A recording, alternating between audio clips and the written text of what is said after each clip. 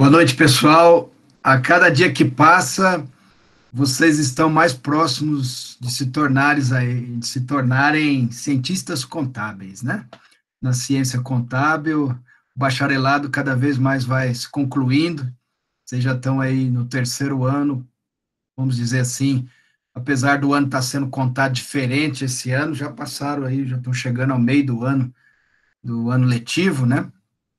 E assim, cada vez mais vocês aproximam-se do último ano, na busca dessa carreira, na busca de concluir os estudos para se formarem em contabilidade, certo? Então, voltando assim à nossa metodologia de ensino, você já conhece muito bem, desde lá do segundo ano, quando nós trabalhamos a matéria de custo e agora trabalhando em controladoria, nós trabalhamos com, vamos dizer assim, hoje eu vou dar o nome certinho para esse quadrinho. Nós estamos desde o comecinho, lá nós desenhávamos no quadro, era um esqueminha de aula e tudo mais. Agora esse aqui eu vou chamar de mapa da mina para vocês, tá certo? Então aqui é um mapinha onde nós vamos desenhando a nossa matéria e tornando mais fácil a compreensão da teoria que nós estamos aplicando agora, né? Estamos impedidos de fazer algumas práticas, tanto no ensino presencial, dentro da sala de aula, como também de fazer algumas visitas a empresas, para a gente conhecer um pouquinho dessa matéria tão importante no mundo de hoje, né? Não tenho medo nenhum de dizer que o brasileiro ele tem muito de controladoria dentro de si, né?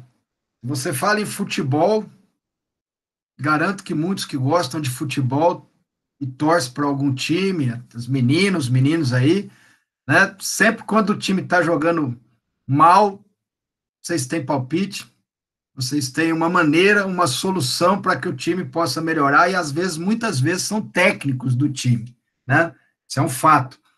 Às vezes nós estamos num grupinho dentro da empresa discutindo um assunto, numa empresa maior, numa empresa menor, quando a gente vê alguma coisa errada ou alguma coisa que não está dando certo, nós também fazemos críticas, também nos colocamos em situações, às vezes, de arrumar soluções para os problemas, mesmo que não esteja na nossa área ou não esteja dentro da nossa competência. Na família, a mesma coisa, às vezes estamos discutindo assuntos, né, não concordamos com isso, discordamos daquilo, né, propomos outra maneira de realizar. Então, quando a gente vem para o mundo dos negócios, para as empresas, não é diferente. Mas se vocês observarem, alguém tem o capital. O capital vai ser investido num negócio, com o objetivo de ter lucro, né? De ter uma margem cada vez melhor, de gerar riquezas aqui, a fim de que lá no finalzinho, né, na última linhazinha do balanço, ele possa ter um lucro. Então, isso é um fato, né? Tirando as empresas, vamos dizer assim, de beneficentes e outras empresas aí que hoje a gente vê que nem são tão beneficentes assim, né? Muitas empresas beneficentes começam a mexer com dinheiro, quer ter lucro, né? E etc. Não no direito, mas no fato acaba acontecendo isso, né? Mas as empresas do setor privado, as empresas de capital aberto, de capital fechado, elas querem ter lucro. Então, o papel, né, do cientista contábil, do contador, do controller, falando assim na nossa matéria de controladoria, é trabalhar mecanismos, trabalhar as informações para que nós possamos realmente ajudar e apoiar o capitalista, o empreendedor, o investidor a obter esse lucro, né? E a matéria de controladoria, ela vem, né, nos últimos anos, crescendo cada vez mais. Se a gente volta um pouquinho na história, né, e deixa eu ver aqui, vou apresentar para vocês alguns slides para vocês irem visualizando, né? Nós vamos entender toda esses risquinhos que nós vamos fazendo. Só me dá um ok aí, pessoal, vocês estão enxergando o slide? Surgiu para vocês? Tá, beleza, professor. Vou trocar aqui, ver se troca para vocês também. Trocou? Opa, Legal. Ok, professor. Se der alguma falha aí, são 8 slides que eu vou apresentar. para resumir toda a matéria, a gente vai conversando em cima disso, tá certo? Então tá aí, ó. O carinha aí deu uma modernizada nele, aqui o cifrão, que significa capital, né? Ele corre um pouquinho mais de risco, investindo todo o dinheiro dele, o recurso que ele tem, para que toda essa estrutura aqui funcione e obtenha, no final de tudo isso, um lucro. Né? Quando a gente olha para esse monte de papel que a contabilidade produz, e mais tanto de papel que a controladoria vai produzir nessas áreas aqui, ó, estratégica, tática, operacional, de processos, sistema de informações, né, aplicando técnicas e mais técnicas. Aqui nós estamos falando do PDCA, escrito aqui, mais tarde nós vamos escrever aqui, né,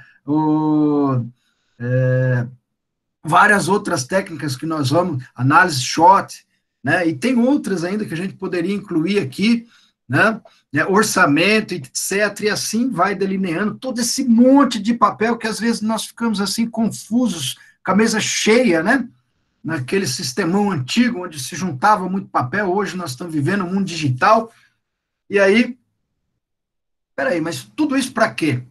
Para que o dinheiro do investidor seja remunerado, para que sejam satisfeitas todas as necessidades que existem dentro da empresa, não só do investidor, mas vocês vão ver também uma palavrinha que vai surgir daqui um pouquinho, chamada stakeholders, né?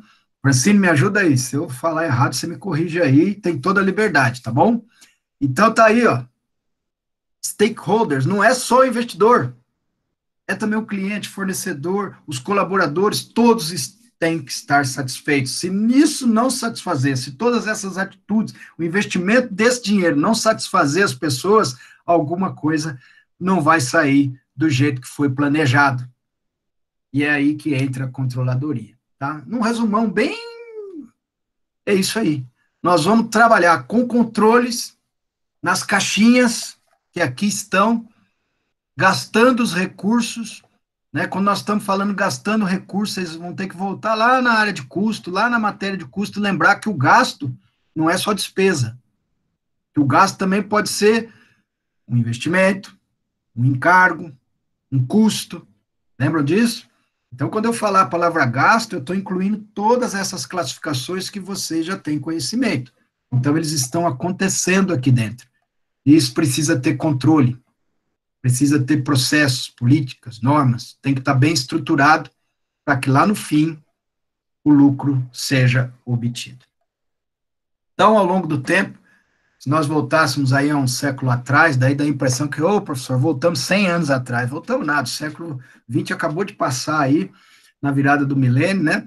E agora nós estamos no pleno século XXI, mas lá no século XX começou a surgir toda essa transformação rapidamente, com o avanço das tecnologias, com a implementação de novos mercados, com capitais estrangeiros, né, de empresas milionárias, bilionárias, né, tentando avançar. Vocês veem aí o gigante China no século XXI, né, já víamos no século XX, né, os americanos, a Europa. Então as empresas lotadas de capital, lotadas de investidores, abrindo mercado, criando novas operações, né, tudo isso faz com que as coisas avancem, né? Nós não somos um produto acabado. O ser humano, as ciências, são produtos inacabados, que vão avançando a cada momento, a cada, né, vamos dizer assim, tem um pessoalzinho entrando aqui, vamos colocar o pessoal para dentro.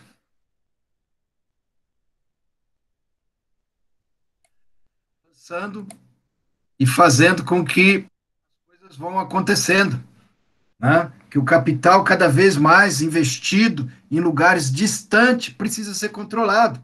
Um cara lá, um inglês que investe o capital no Brasil, precisa ter governança corporativa. Um americano que coloca os seus dólares aqui numa empresa lá na China, ele precisa de ter governança corporativa. Né? E quando você dá uma voltinha pelo Brasil hoje, analisando as empresas, você não precisa ir fisicamente, mas se vocês abrirem o Google, abrirem a internet, pesquisarem, vocês vão ver que muitos nomes estão mudando hoje das empresas, estão ficando estrangeiros. Por que será? porque tem a injeção de capital de investidores estrangeiros.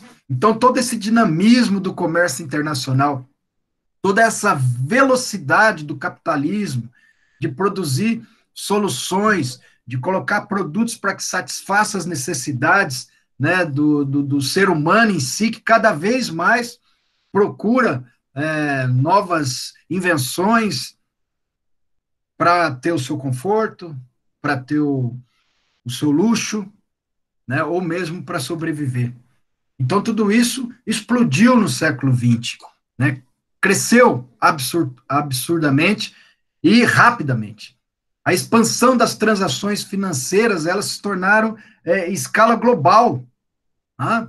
Antes no Brasil, algumas décadas atrás, era Banco do Brasil, Caixa Econômica, o Itaú. Aí nós ouvimos falar de um Banco X, que era brasileiro, Banco Real, Bamerindos. E hoje, cadê esses bancos? Né? Muitos foram, vamos dizer assim, comprados por empresas estrangeiras. Né? Muitos foram adquiridos por capitalistas, né, neste mundo global. Aí você vê um Santander, que é espanhol, né, ser um dos maiores bancos no Brasil. Aí você vê um Itaú crescendo pra caramba, um Bradesco, né, fusões e mais fusões, um Banco Safra, bancos empresariais, agora bancos digitais. Então, toda essa expansão faz com que o capital de pessoas precisam ser, vamos dizer assim, geridos, né? E para ser gerido, agora no século XXI, muita gente começou a dizer assim, uma empresa que tem governança corporativa, ela é mais confiável, certo?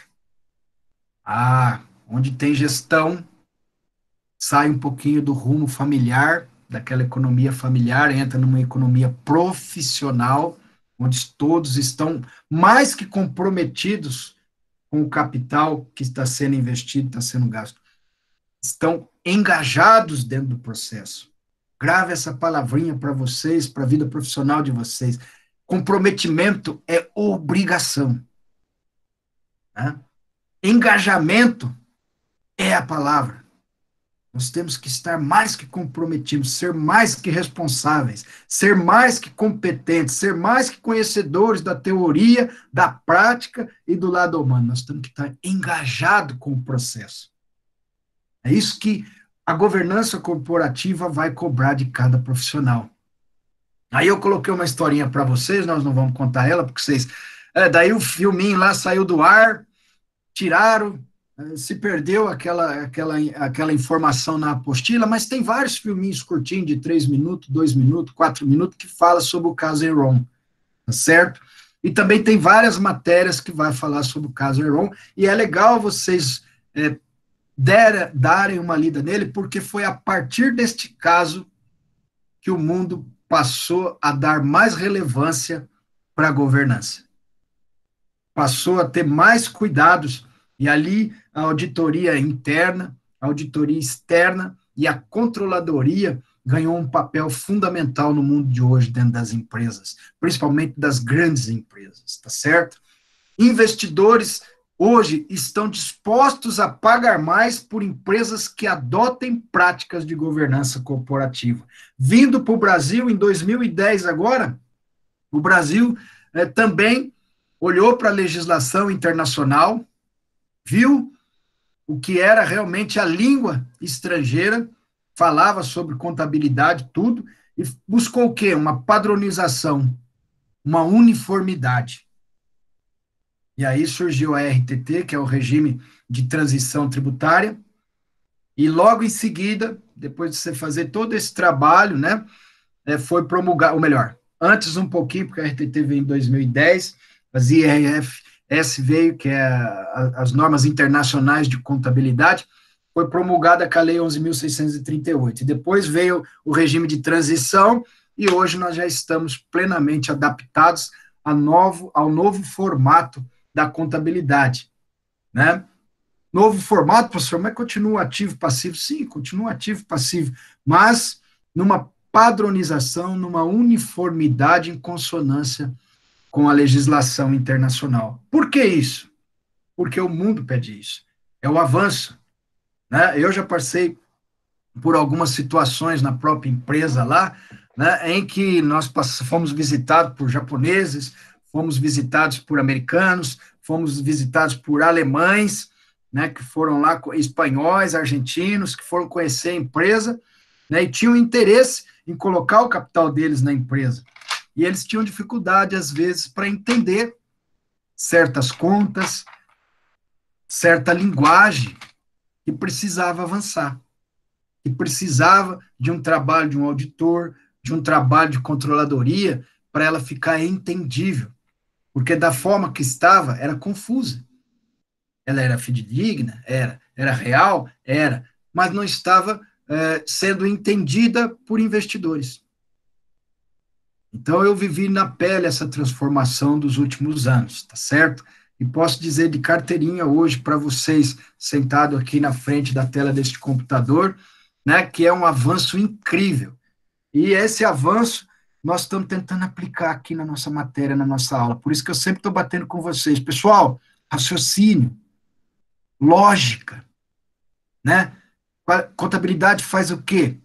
Analisa, estuda, mensura, quantifica e qualifica as informações.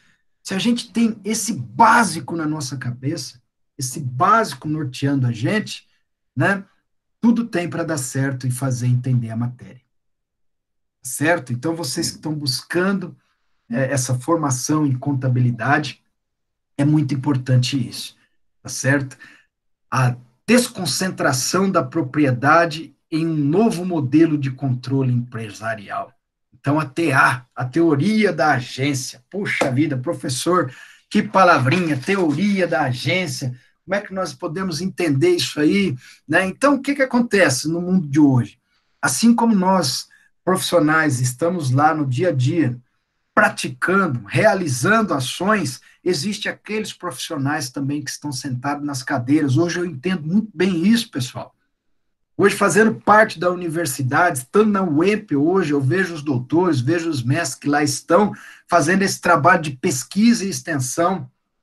E assim a gente começa a conhecer os outros trabalhos de pesquisa e extensão que estão acontecendo nas universidades, que estão trabalhando essas situações teóricas, experimentando ela na prática, né, para que nós, profissionais do dia a dia ali, possamos ter uma direção melhor, ter um caminho melhor, né, ter uma evolução na nossa ciência.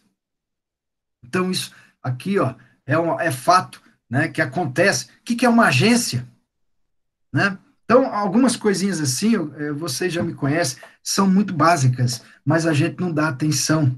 Às vezes a gente fica perdido na palavra teoria da agência e não sabe o que significa teoria, não sabe o que significa agência, não tem problema nenhum, vai lá no Aurélio, hoje você clica ali, o que significado da palavra agência? Aí vocês vão encontrar lá, estabelecimento que gerencia algo. Mas então, nós estamos dizendo que alguém vai gerenciar a empresa para nós? Se vocês voltarem para o desenho e olhar, né? Muitas vezes o investidor ele vai delegar a decisão. Ele vai dar a autoridade para alguém tomar decisão sobre algo. Então, a teoria da agência, o que que ela faz? Ela trabalha justamente em analisar os conflitos que surgem na empresa pela divergência de interesse entre os agentes. Caramba, professor, é verdade. Olha, lá na nossa empresa, eu nem sabia que acontecia essa teoria da agência, mas eu vejo conflito para tudo quanto é lado. Por isso que é importante a gente falar um pouquinho aqui da teoria da agência. Na aula lá gravada tem muito mais coisa que eu estou falando para vocês, mas é realmente isso aí. Um concorda, o outro discorda. Um manda, o outro obedece, ou não obedece. Então, esses conflitos vão surgindo. Um acha que deve usar a cor verde, o outro acha que deve usar a cor vermelha, o outro acha que deve usar a cor amarela. E nisso, a coisa às vezes para e não sai do lugar, fica empacado. Né? Eu estou dando um exemplo assim, bem simples, né? Mas isso ocorre dentro das empresas hoje no dia a dia, né? Então, essa teoria se baseia nisso. Ela mostra o quê? A figura do principal. Quem que é o principal? Geralmente é a alta diretoria, os proprietários, os acionistas. Eles é quem estabelece o objetivo. Se a gente volta para o desenho lá, eu fiz aquela pirâmide, nós rachamos a pirâmide em três partes: estratégica, tática, operacional. Os caras estão lá em cima na pirâmide. Eles são o principal, né? Mas eles estabelecem os objetivos. E daí eles fazem o quê? Surge a figura do agente. Aí ele delega o agente, né? O que que ele vai fazer dentro da empresa? O que que ele vai fazer? Transformar os objetivos em realidade. Fazer com que eles aconteçam. Né? E aí, dentro de tudo isso, estamos lá no operacional, um monte de gente, né? Estamos dentro do estratégico, várias pessoas, dentro do tático, mais pessoas, né? Que nós chamamos de stakeholders, né? Os gestores, os acionistas, os funcionários, os clientes, os fornecedores. Professor, então, pá, vamos fechar o conceito então, peraí. Então, existe um investidor, ele coloca dinheiro para numa empresa, tudo está acontecendo, e o que está acontecendo pode gerar conflitos, tem a figura daquele que manda, tem aquele da figura que faz acontecer, e tem a figura daqueles que realizam e precisam ser satisfeitos. E aí nós vamos dando nome, né? O principal, o agente, os stakeholders, e por aí vai. Olhamos aí para esse gráfico que está aí na página de vocês, na página da apostila aí, número 5, da matéria de governança corporativa. Tudo isso aqui está acontecendo dentro da empresa, né? Comportamento variado dos agentes precisa ser analisado. A ação do agente afeta ele, o principal? Sim, eu coloquei na apostila de vocês para vocês darem uma estudadinha naquele caso da Bayer que comprou a Monsanto. Se alguém fez isso, fez esse exercício, né, vocês vão entender muito bem a figura do agente e a figura do principal. Quem é o principal da Bayer? São todos os acionistas. E existia um grupo de agentes que tinham o poder de tomar decisão em nome de toda a corporação, né? E eles tomaram decisão: vamos comprar a Monsanto, vamos investir na área de sementes, né? Bem sabe vocês que eles também investem na área de insumos, investem na área de medicamentos, é uma grande empresa a nível mundial, né? Então, ali tem a historinha contando muito bem esse fato que aconteceu, o que se esperava e depois qual foi a realidade, né? E ali mostra hoje vários conflitos que estão surgindo dentro dessa agência, vamos dizer assim, dentro dessa tomada de decisão de quem delega e de quem reage ou executa a decisão, né? E aí vocês, se lerem outras reportagens, vocês vão ver, o CFO da empresa tal foi demitido. Hoje o novo CFO assumiu a empresa Y, né? Aquele cara que tem o poder, ele é o agente, né? Que recebeu o poder de alguém, que é o dono da empresa, ou os acionistas, que são donos da empresa. Então, existe uma série de trabalho dentro de uma empresa que exige governança. O que é governança? Gerir, né? Realizar a gestão. O que é o mundo corporativo? Vários quadradinhos, vamos dizer de forma bem simples, onde existem pessoas que se comunicam, que se ligam, que formam uma engrenagem para realizar as atividades que são necessárias para produzir matéria, transformar matéria-prima, para produzir serviços, para produzir produtos que vão ser comercializados. Tudo isso vai ser gerado relatórios para ser analisado, mas no fim, a empresa quer retorno financeiro. Quer que tudo isso gere riqueza e não pobreza. Quer que tudo isso dê resultado positivo e não negativo, né? E vocês vão ver que um clique ou uma decisão errada muda toda a estratégia ou muda todo o resultado dentro dessas grandes corporações. né? Quem trabalha aí, quem gosta de jogar um pouquinho na bolsa de valores, porque eu acho que é o jogo, né, meu? Uma hora você acerta, outra hora você erra, mesmo que se você entenda um pouquinho, você corre um grande risco. As empresas, às vezes, estão dentro desse risco sistêmico que elas não conseguem controlar. Mas tirando essas situações sistêmicas, as demais situações, elas podem ser controladas. E isso é controladoria, tá certo? Tudo precisa de regras, de lei, para que tenha disciplina, para que tenha organização, para que possa ter, vamos supor assim, respeito, autoridade, para que seja vista, né, como um fato real, um fato verdadeiro, e você possa confiar naquilo. Então, a contabilidade ela é norteada por princípios, por leis, por normas que precisam ser seguidos. Então, dentro da governança corporativa, nós também temos alguns princípios básicos. Entre eles, eu vou citar aqui a transparência. Tudo tem que ser bem entendido, bem explicado, bem esclarecido. Ninguém pode, né, realizar uma obra dentro da empresa ou uma atividade sem saber o que está fazendo completamente. Muitos deveriam hoje, a governança corporativa age nisso, a controladoria age nisso, de esclarecer todos os pontos e mostrar por que, que a pessoa é importante dentro daquele processo e o resultado que vai ter se ela fizer aquilo corretamente. Consiste no desejo de disponibilizar para as partes interessadas as informações. Não é um armário fechado, não é um cofre. Tem que ser transparente. Quando há transparência, há entendimento. E a própria pessoa, quando erra, já sabe que errou. E aí há correção automática, sem muito conflito. Outro princípio que surge é o da equidade, né? Como se houvesse uma igualdade.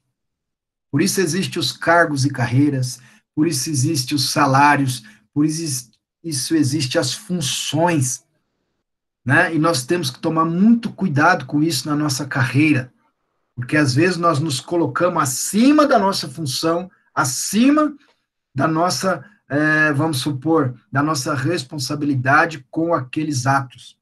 Outras vezes nós nos colocamos muito abaixo da situação. Então nós temos que procurar esse equilíbrio, porque há uma igualdade, porque há uma hierarquia. E vocês podem observar essa hierarquia no organograma da empresa. Uma empresa que é transparente, ela mostra o organograma para todos os seus funcionários. Ah, professor, na onde eu trabalho nem tem organograma. Pô, tá aí uma ideia para você começar a desenvolver, né, e ajudar o teu investidor, o teu empresário, o teu patrão a usar certos conceitos para ele ter uma maior governança no seu negócio. A prestação de contas, né? Então, tudo que se faz deve prestar conta. Não é diferente com nós, que vamos trabalhar em controladoria ou que vamos trabalhar em contabilidade. Tudo que fazemos, temos que saber explicar. Temos que ser transparente, né? Mas também temos que prestar conta. Olha, eu fechei esse balanço aqui com 2 dias de atraso, por isso. Ah, eu fechei esse balanço aqui dentro do prazo, né? Mas eu quero colocar os pontos positivos, os pontos negativos, eu quero mostrar todo o meu trabalho, né? Eu quero que vocês entendam. Né? Então, a palavra claro, conciso, compreensível, tempestivo. O que é tempestivo? No tempo correto, no tempo certo. Ele está acontecendo e eu estou mostrando. Não é nem lá no passado, nem lá ainda, vou mostrar. Alguém te pergunta, te pede uma coisa, né? E você fala, vou fazer, estou fazendo. Aí passa 2 dias, o cara, e aí, fez? Não, estou fazendo ainda. Ponto, já está deixando de ser tempestivo, está virando intempestivo, né? Fora do tempo, tá certo? Assumindo integralmente as consequências dos seus atos, omissões e tudo mais. Então, a prestação de contas serve para isso, para você deixar claro, para você deixar transparente, para você, né, ter, vamos dizer assim, uma responsabilidade no seu papel. E depois a responsabilidade corporativa, todos precisam entender que você faz parte de uma empresa. Você não é uma empresa sozinha e as outras pessoas também não. Todos juntos são a empresa.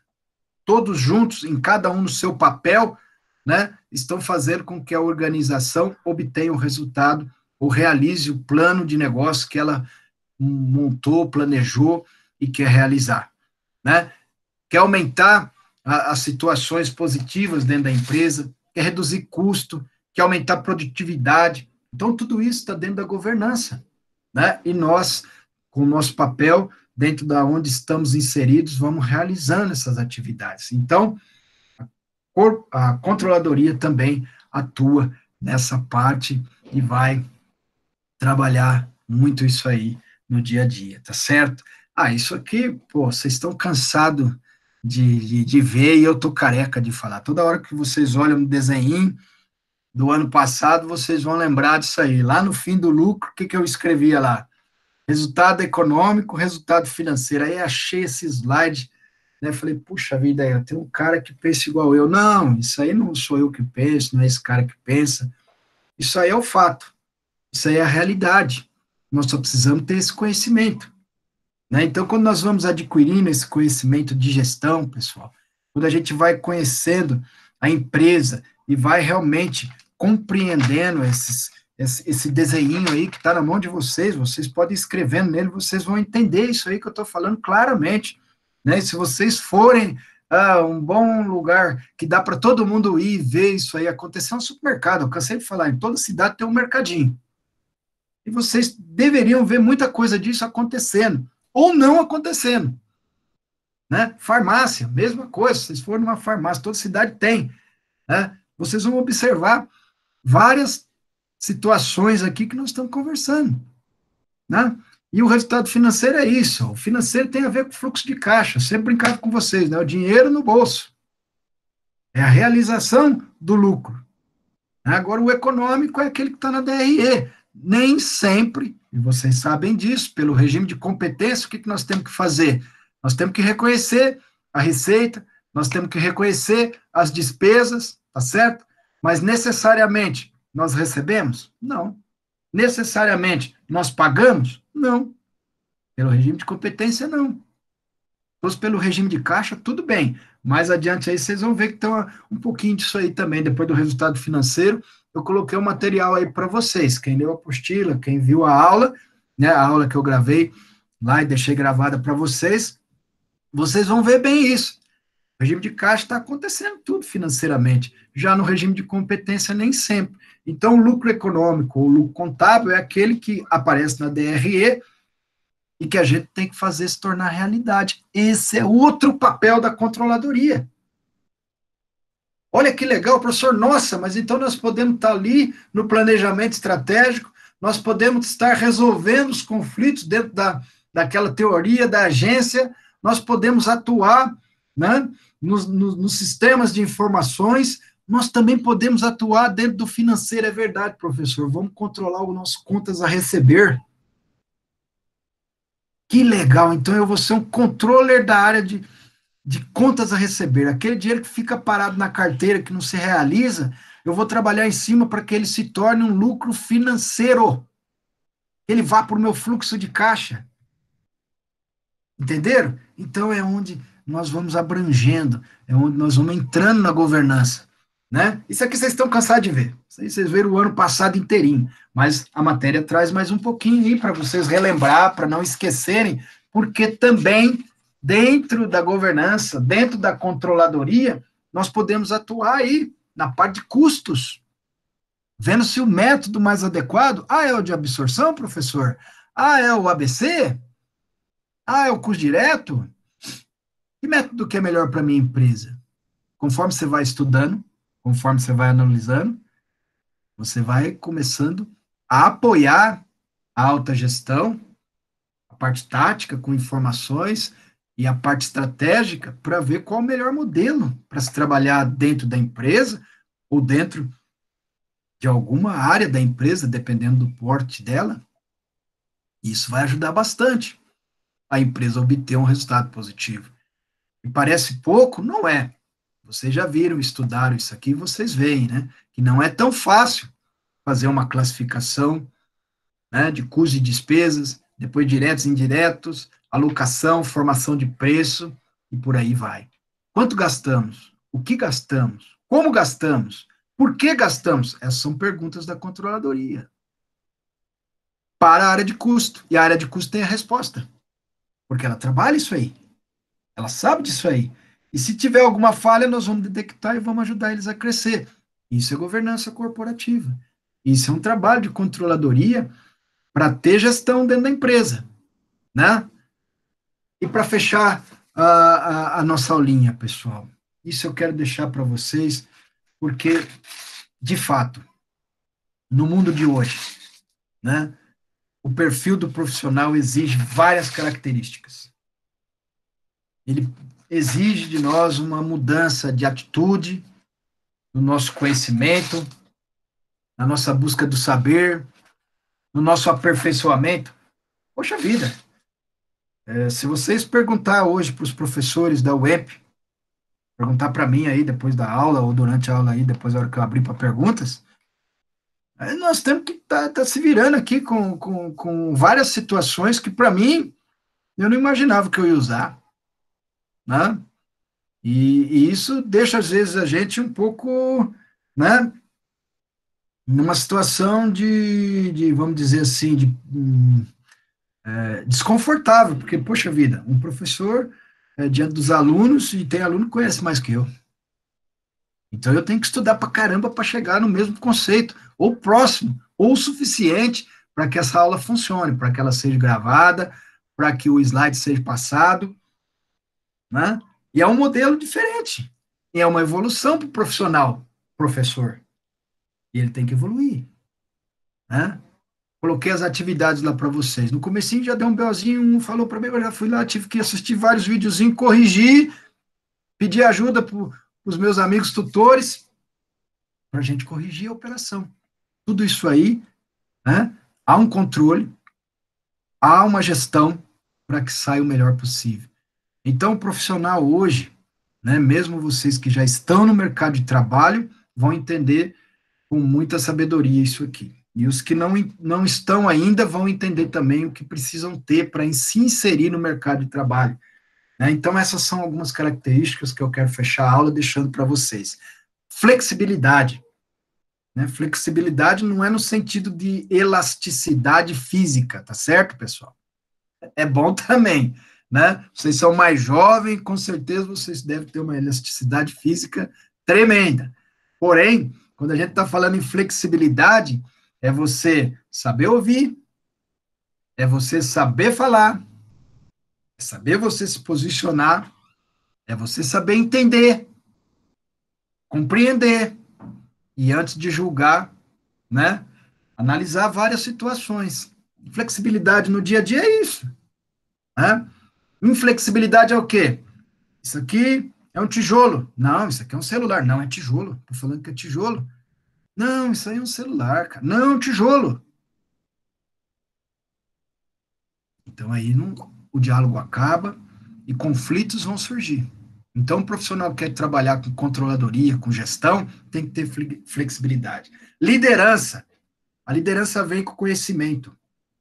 Né? Eu brincava na primeira aula com vocês lá na sala que a mulher já tem essa liderança no sangue, no DNA, né?